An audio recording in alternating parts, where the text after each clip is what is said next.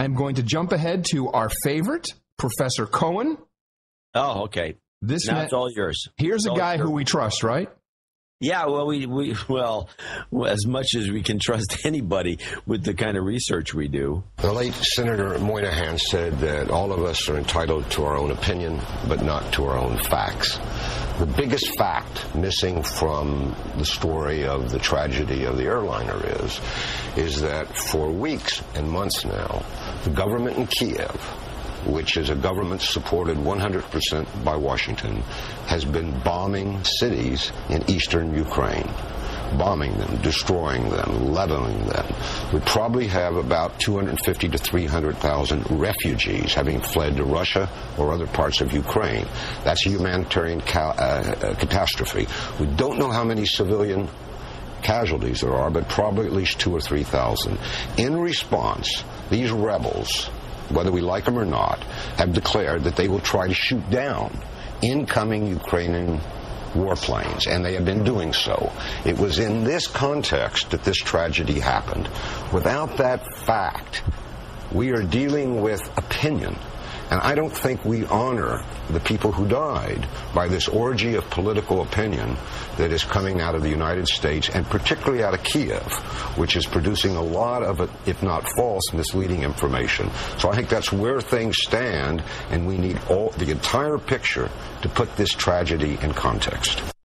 So the way this thing works is first the targeting radar is used to identify and track the target. And what it will do is it's going to identify this as by its either mode A or mode Charlie. These are transponder modes, which I happen to know a little bit about, having passed the tests, and I have the license. So they would know this is not the one you want to pick off. This is not the one you want to do. But okay, so it's going to lock onto a signal. Then you have a secondary radar, which typically is from a different radar station. In this case, I believe it may have been used by the same system. May have done the illumination. So what happens is the missile knows the general area, but then the target is going to be, as we call it in the biz, illuminated. You're lighting it up. Now, this is very typical. This is how when guys need an attack, an air attack, and they're on the ground, they focus radar on the area where they want the bombs dropped, and this is how it works. You have your primary and secondary systems, and then the missile goes, okay, got to be over there, and then it actually doesn't fly into it; it explodes in the general vicinity, and it has enough shrapnel and crap that it punctures, and the thing comes out of the air. Right? That's how the SA-11 works. Now, even though everyone says we know everything, but the U.S. satellites picked it up, which is funny because we had another Malaysian aircraft. We couldn't detect explosions. We couldn't detect anything. The thing is gone. We have no idea. Radar pings, black boxes. But in this case, it's very clear. We know exactly how it went down. In fact, on our friend CNN, they have the virtual studio, John. Have you seen the it's the same dickhead who's like your geography teacher, and he stands in the middle of the floor, and then he has all this virtual 3D stuff flying around him. But he pretty much just says it outright. We have no clue. Following the breaking news involving Malaysia Flight 17, CNN's Tom Foreman is in our virtual studio. Woo! As opposed to the real studio you're in, bro. With a closer look at the attack. What are you seeing? What are you finding out, Tom? Yeah, what's on the teleprompter, John? What are you seeing? What are you finding out? Yeah. We got to use this all the time. Hey, John, how you doing? What are you seeing? What are you finding out? What are you learning? Seeing? What are you finding? What are you learning? As investigators try to get control of the ground there, they're following high-tech tracks to figure out where this rocket was launched from at this plane and who did it. Here's talking about the first part. To begin with, planes like this send off radar signals. We've talked about that a lot. Those radar signals can be followed by satellites. Well, the same thing is true of this Buk missile launching system we've talked about. Yes. When it is looking for a target, it sends off a big radar signal. And when it launches a missile into the air, that sends off a heat signature first, which can be read by a rocket overhead. And the rocket itself sends off a radar signal when it gets partway along the way, all of which can be followed by satellites and other monitoring systems. And systems, special secret satellite systems, moon bases. Clear away all those signals, and what do you wind up with? You wind up with a very clear line that goes from the launch up to where the missile was, up to where the plane exploded in the sky. So now he has a ... flying past his head in the virtual studio. And you're like, wow, they know exactly where it came from. Everything, it's so precise. We have secret listening systems, high tech. That's one of the way authorities have been able to trace this back and say they're so confident about where it came from. Now, to determine who shot it, that's a different equation. Oh. They've managed to take a very big map that had a very big circle on it 24 hours ago. Now they draw a circle the size of Ukraine. It came from somewhere in this area. Good call. And they've pushed that circle down much smaller to a target that they think contains the launch site. That's bullshit. It's all precise. No, it's bullshit. But now they have to look at things like the phone calls we've been talking about. Oh, yeah. Now we got the phone calls. Forget the circle. We got the phone calls. Things of purported phone calls. Things like this video released by the Ukrainian Ministry of the Interior showing what they say is one of these Buk launchers in the area missing or apparently missing a missile there. Go back to the high-tech satellites. I'm confused now. We've got phone calls and YouTube videos. By the way, didn't they just knock down a transport plane? Yes. Would that account for the missing missile? Yes, thank you very much. You put all of that together, Wolf, with the high-tech tracks. High-tech tracks. And that's what's allowing them to close the circle down, even if they have to struggle with that very issue you were talking about moments ago, control of the ground. Without that, they'll never know where this missile came from. All right. But in the meantime, they keep looking. Okay, thank you. You just told me nothing. They don't have no idea. So they went through all that expensive rigmarole. Yeah, to say we don't know. Right. Okay. Now, what has been happening, and we have YouTube videos as far back as June 18th, and these are in the show notes. In fact, there's one really cute girl. She's a Russian separatist, I guess, a pro-Russian insurgent.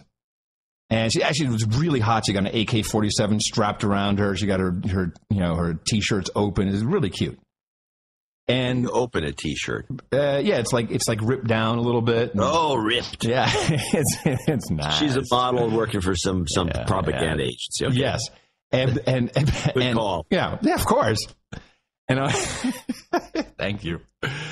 So and we have multiple reports of Ukrainian fighter jets doing what we call shadowing civilian aircraft.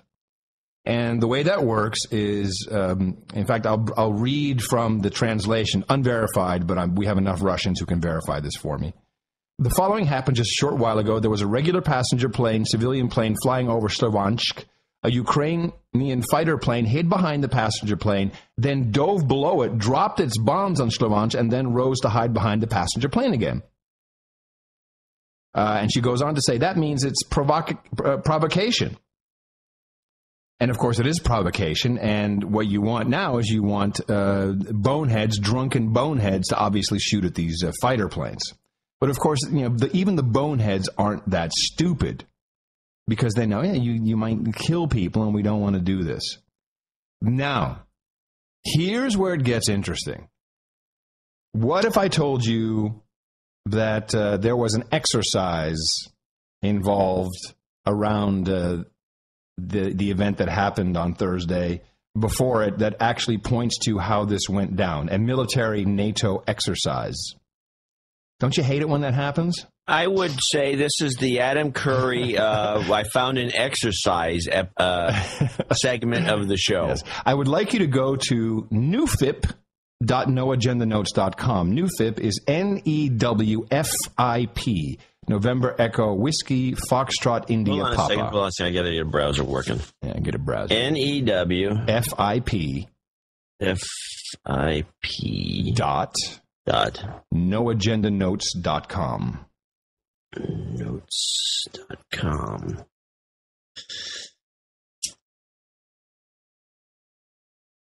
This is why people pay to listen to this show. Yeah. Sorry, cannot find the server at curry.com. No, it should be noagendanotes.com. Yeah, that's what I typed in, but this is what came up as the error message. Try it again. Let me see. Newfips. No S, Newfip. Newfip, okay, I got that. .noagendanotes.com. And I get the document. agendaNotes.com. agendaNotes.com. Oh, there it is. Okay. It says new FIP document by Adam Curry. And in there's a PDF. I'm looking. And you click on the PDF. And this is in German. Now, luckily, I happen to be able to read some German. But this is... I can read some German, too. This is mögliche Störungen der Flugsicherung durch militärische Manöver. And what this relates to, John, is the outages of radar on 2 occasions in Europe. We talked about this on the show. Oh, right. We talked about this. This is when there was it was kind of a phony scandal. It actually happened twice. We had it once on, let me go to my notes here. Here we go. June 5th and again on June 10th. It only affected aircraft really above flight level 250 and about a little bit higher than 7 kilometers. So let's just say this really works well at altitude, certainly 32,000 feet and above.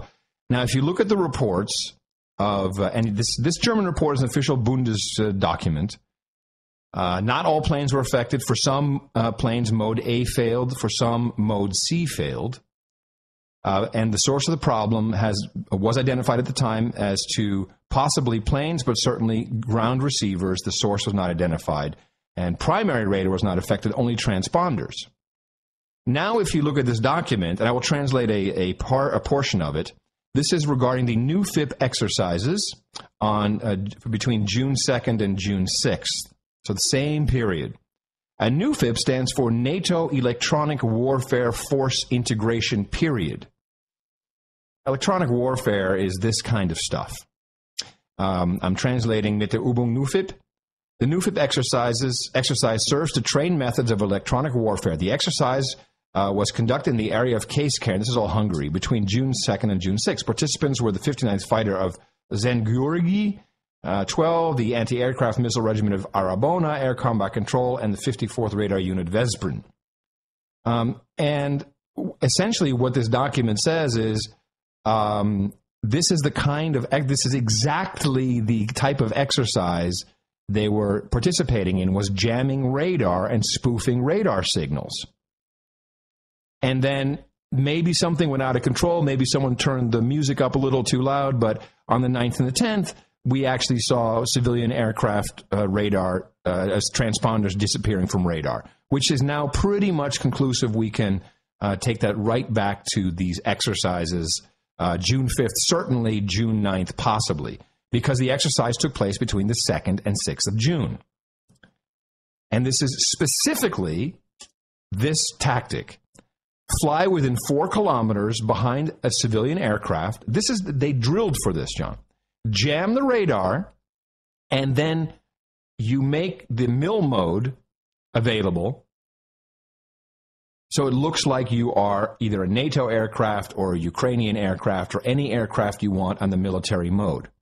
I believe that either NATO, that would be easy, but it doesn't really matter who. It's not going to be the Germans or anything like that. Probably Ukrainian. Maybe some of the F-18s that we got in Poland, whoever it was, and you don't need a lot of power, went up there, shadowed this Malaysian aircraft. It was all intentional. They jammed the Mode A, Mode C transponder, broadcasted their Mode MIL transponder code, just sit back 4 kilometers, and then just wait for the target lock, wait for the plane to be lit up by the secondary radar. You're done. That's what I think the likely scenario is. Wow, that's a good one. And it fits in with this training. It fits in with... It fits in with a lot of the conspiracies about the Ukrainian jets shooting it down. Yes. But that wouldn't be as a good... It would be kind of far-fetched if they hadn't trained for exactly these scenarios a month ago and we had the radar blips. Right. So these drunken boneheads on the ground, they had a confirmed target. They had a confirmed Mode MIL target, and they were spoofed. And so, yes, they intended to shoot something out of the sky. No, they were not drunk and like, oh, whatever. They got spoofed. And by the way, in a sophisticated manner. Well done. Well played. So, who did this is kind of irrelevant. It all goes back essentially to Hillary Clinton, the Kagans, the people from Yale, the neocons, John Kerry. Well, great analysis. Again, of course, only our show does these. And comes up with this sort of thing. Thank you. I knew there would be something like this, though. It had to be. Yeah. Well, when I found, and it was sent to me, of course, when I got the German document, when I was able to connect that to the outages on radar, and then I talked to I've talked to a number of people over the past couple of days, but certainly a lot yesterday. And they said, this is what they trained for. This is the way it would have been done. And, guys who are sitting in these, and actually you need not just two guys, there could be 13 people involved in an SA-11 with all the illumination radars, etc. These are not a bunch of drunken boneheads, okay? It's just bullshit. But this was a good one.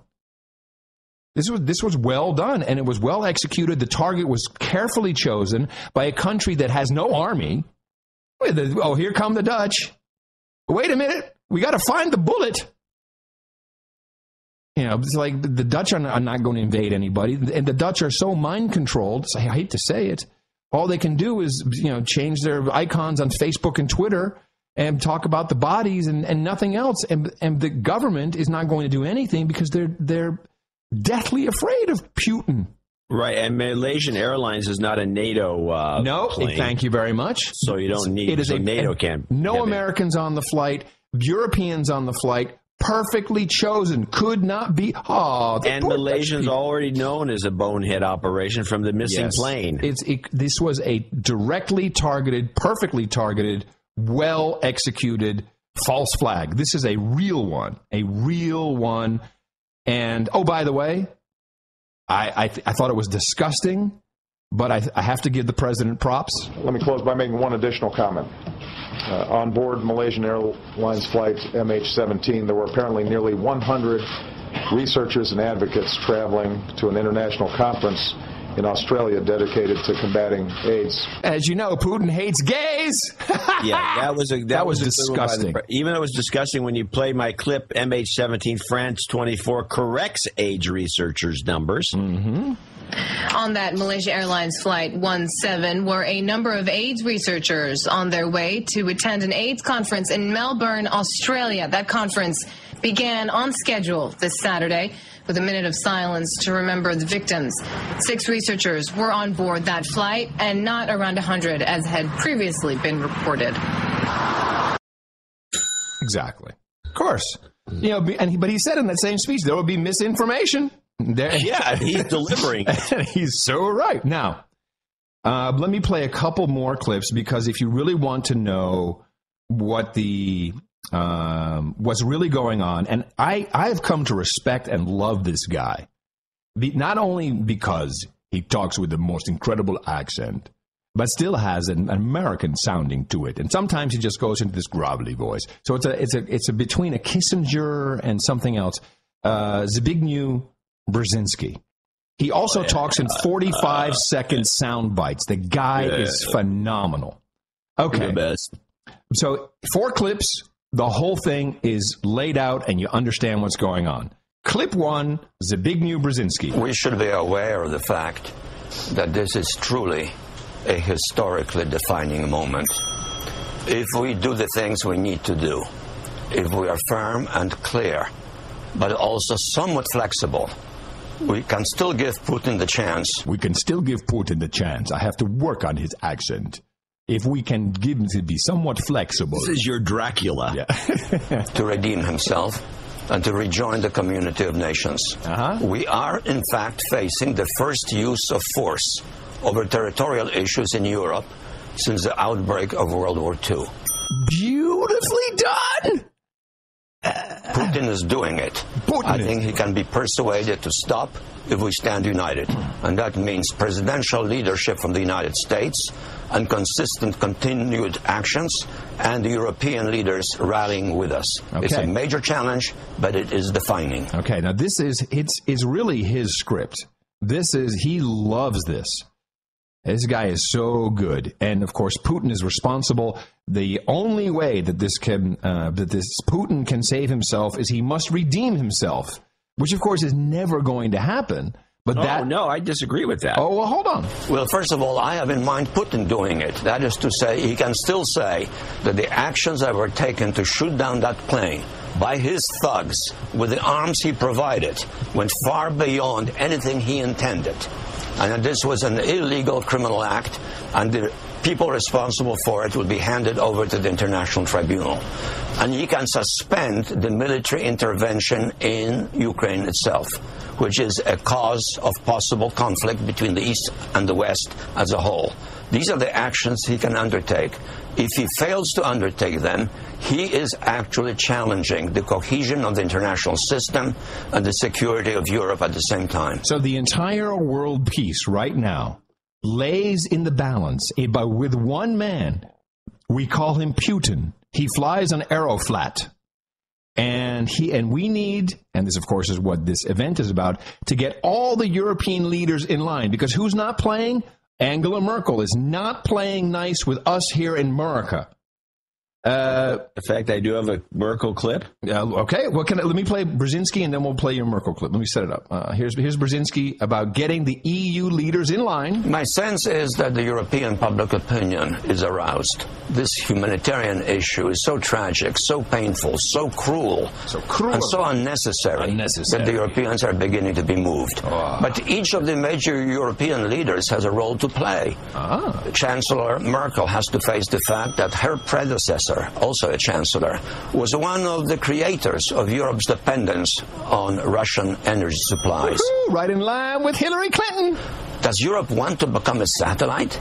I think President Hollande has to face the fact that he cannot now, at this moment, sell some ships to Russia, be sending advanced arms to help Russia. Prime Minister... Fuck you, frog! Mr. Cameron should face the fact that the city of London has become a Las Vegas for Russian financial transactions. Stop with the hookers! That are self-serving. There are responsibilities these leaders have to face. Yeah. And they have public opinions, which I think are becoming increasingly aware that